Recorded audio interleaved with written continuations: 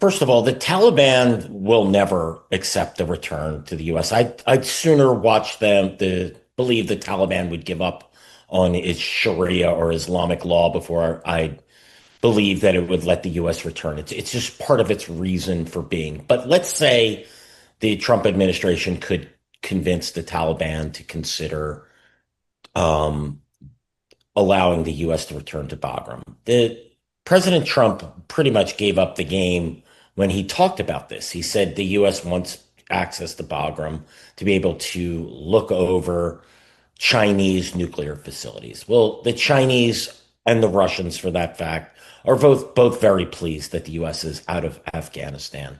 I don't think either are happy that the Taliban is in control, but it's a net win for the U.S. to be out of the region so it could be off of their borders.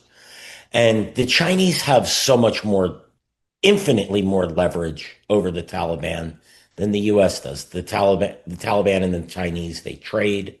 They're looking to secure mineral. The Chinese are securing mineral rights for mining. Um, the Chinese have given diplomatic recognition to the Taliban. That's something the Taliban wants. And the Chinese just wield significant influence with the Taliban, particularly when it comes to something like the US return. So let's say the Taliban did decide, maybe we should consider this. The Chinese would come down hard. They would pressure the Taliban to by possibly canceling those mining rights, by restricting trade, by ending political and diplomatic recognition. These are all things that are important to the Taliban as they try to develop as a government and try to become legitimately recognized. The Taliban don't care if the U.S.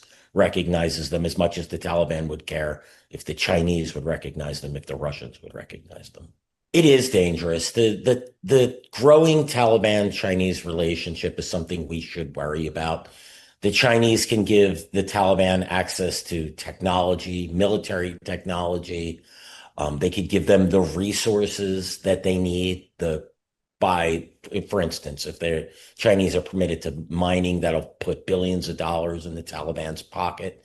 And well, why is this important? Because Al Qaeda and other terrorist groups are using Afghanistan as a base of operations. According to the United Nations, Al Qaeda itself is running training camps in 13 of Afghanistan's 34 provinces. They're running religious schools, safe houses to allow their Al Qaeda leaders and family members to transit to and from Iran, even a weapons storage depot.